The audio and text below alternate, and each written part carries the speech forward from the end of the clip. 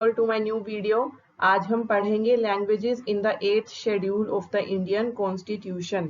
तो हमारे Indian constitution के 8th शेड्यूल में लिखी हुई है हमारी ऑफिशियल लैंग्वेजेस जो हम यूज करते हैं। और उसमें कितनी लैंग्वेजेस हैं? 22 लैंग्वेजेस। ये टोटल लैंग्वेजेस नहीं है इंडिया की, ये सिर्फ वो लैंग्वेजेस हैं जो इंडियन कॉन्स्टिट्यूशन में लिखी हुई हैं। इसके अलावा लैंग्वेजेस तो बहुत सारी बोली जाती है ना, बट ये 22 इंपॉर्टेंट है पेपर के पॉइंट ऑफ व्यू से। तो देख लेते हैं कौन कौन सी है।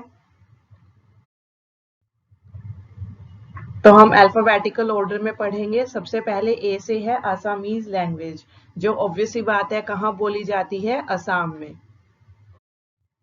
बी से दो लैंग्वेजेस हैं हमारी, बंगाली जो वेस्ट बंगाल में बोली जाती है, एंड बोडो जो असम और वेस्ट बंगाल दोनों में बोली जाती है। और इन्हें लर्न करने के लिए मेमोरी ट्रिक क्या है? बंगाली बोलो। तो बंगाली से बंगाली याद रखना और बोलो से बोडो याद रखना। सी से है नहीं है, डी से है डोगरी, जो जम्मू और हिमाचल प्रदेश दोनों में ही बोली जाती है। देन ई और एफ से नहीं है, जी से है गुजराती, जो गुजरात में बोली जाती है।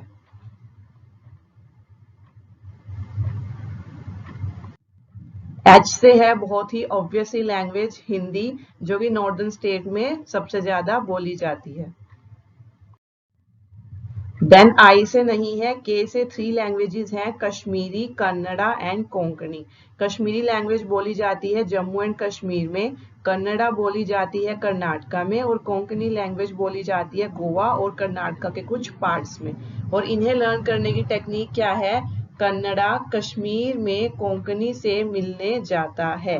Repeat with me, Kannada Kashmir में कोंकणी से मिलने जाता है। तो कन्नड़ा हो गई जो कर्नाटका में बोली जाती है, कश्मीरी हो गई जो कश्मीर में बोली जाती है, कोंकणी हो गई जो गोवा और कर्नाटका में बोली जाती है।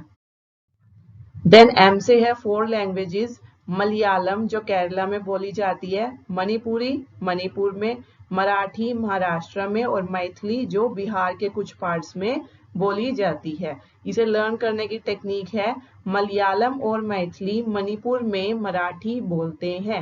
रिपीट विद मी, मलयालम और मैथिली मणिपुर में मराठी बोलते हैं। मलयालम लैंग्वेज आ गई इसमें हमारी, जो केरला में बोली जाती है, मैथिली जो बिहार में बोली जाती है, मणिपुरी जो मणिपुर में बोली जाती है, एंड मराठी जो महाराष्ट्र में बोली जाती है। नेक्स्ट एन से है नेपाली।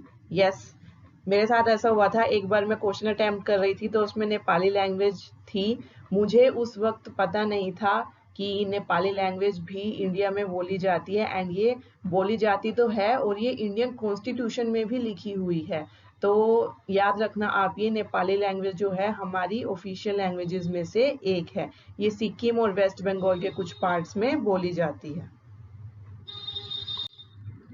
ओ से है ओडिया, जिसे हिंदी में उड़िया लैंग्वेज भी बोल देते हैं। ये कहाँ बोली जाती है? ओडिशा में।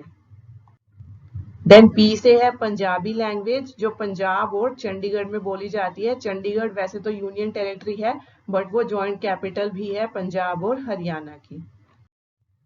देन एस से 3 लैंग्वेजेस हैं। सबसे पहले है संस्कृत, जो अभी कहीं भी नहीं बोली जाती है, कुछ कुछ लोग हैं वो स्कैटर्ड है कहीं कहीं जो संस्कृत बोलते हैं।